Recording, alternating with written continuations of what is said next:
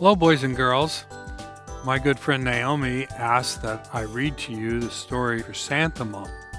It's written by Kevin Henkes. And just a reminder that if you have a favorite book you'd like me to read to you, please let me know and I'll be glad to do so. This one's going to be a little difficult because it's hard for me to pronounce the name Chrysanthemum, especially repeatedly.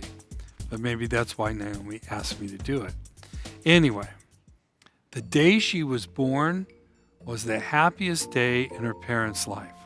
"She's perfect," said her mother. "Absolutely," said her father. And she was. She was absolutely perfect. "Her name must be everything she is," said her mother. "Her name must be absolutely perfect," said her father. And it was. Chrysanthemum. Her parents named her Chrysanthemum. Chrysanthemum grew and grew and grew, and when she was old enough to appreciate it, Chrysanthemum loved her name.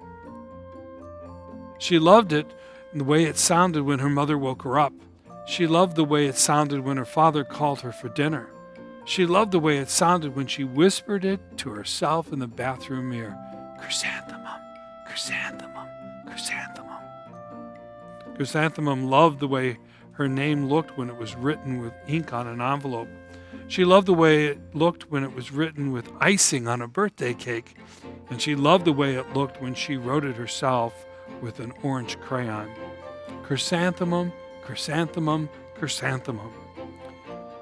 Chrysanthemum thought her name was absolutely perfect. And then she started school. On the first day, Chrysanthemum wore her sunniest dress, and with her brightest smile, she ran all the way. "Hooray!" said Chrysanthemum. "School!" But when Mrs. Chudd took roll call, everyone giggled upon hearing Chrysanthemum's name. "It's so long," said Joe. "It scarcely fits on your name tag," said Rita, pointing. "I'm named after my grandmother," said Victoria. "You're named after a flower." Chrysanthemum wilted.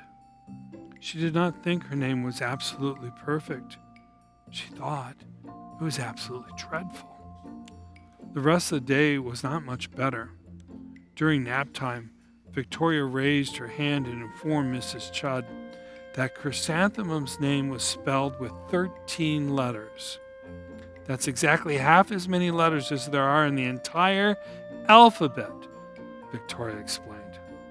"Thank you for sharing that with us, Victoria," said Mrs. Judd. "Now put your head down." "If I had a name like yours, I'd change it," Victoria said, as the students lined up to go home. "I wish I could," thought Chrysanthemum miserably. "Welcome home," said Mother. "Welcome home," said Father. "School is no place for me," said Chrysanthemum. "My name is so long, it scarcely fits on my name tag, and I'm named after a flower." "Oops," said Mother. "Your name is beautiful and precious and priceless and fascinating and winsome. It's everything you are," said her mother. "Absolutely perfect," said her father. Chrysanthemum felt much better after her favorite dinner, macaroni and cheese with ketchup, and an evening filled with hugs and kisses and parcheesi.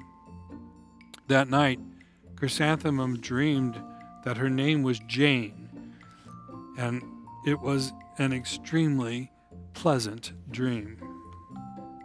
The next morning, Chrysanthemum wore her most comfortable jumper. She walked to school as slowly as she could. She dragged her feet in the dirt. "Chrysanthemum, chrysanthemum, chrysanthemum," she wrote. "She even looked like a flower," said Victoria, as Chrysanthemum entered the playground. "Let's pick her," said Rita, pointing. "Let's smell her," said Joe.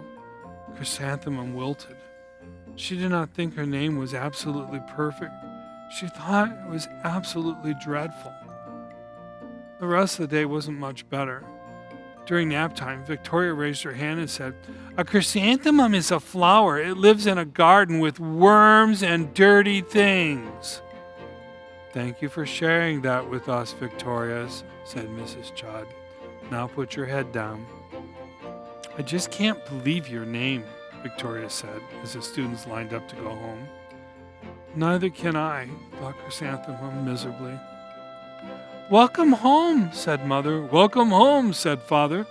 "School's no place for me," said Chrysanthemum. "They said I look like a flower. They pretended to pick me and smell me." "Oh, psh," said Mother. "They're just jealous. And envious and begrudging and discontent and jaundiced," said her father. "Who wouldn't be jealous? Who wouldn't be jealous of a name like yours?" said her mother. "After all, it's absolutely perfect," said her father.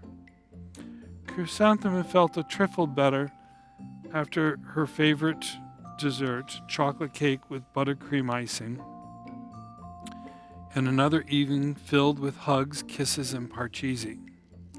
That night, Chrysanthemum dreamed that she really was a chrysanthemum.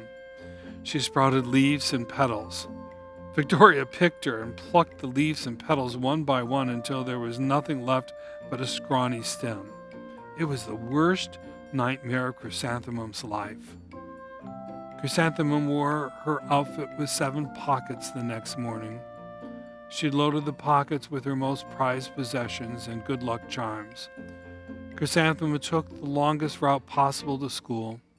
She stopped and stared at each and every flower. "Chrysanthemum, chrysanthemum, chrysanthemum," the flowers seemed to say. That morning, the students were introduced to Mrs. Twinkle, the music teacher. Her voice was something like out of a dream, as was everything else about her. The students were speechless. They thought Miss Twinkle was an irresistible wonder, and they went out of their way to make a nice impression. Mrs. Twinkle led the students in the scales. Then she assigned the role for the class musicale. Victoria was chosen as the dainty fairy princess. Rita was chosen as the spiffy butterfly princess. Joe was chosen as the all-important pixie messenger, and Chrysanthemum was chosen as a daisy.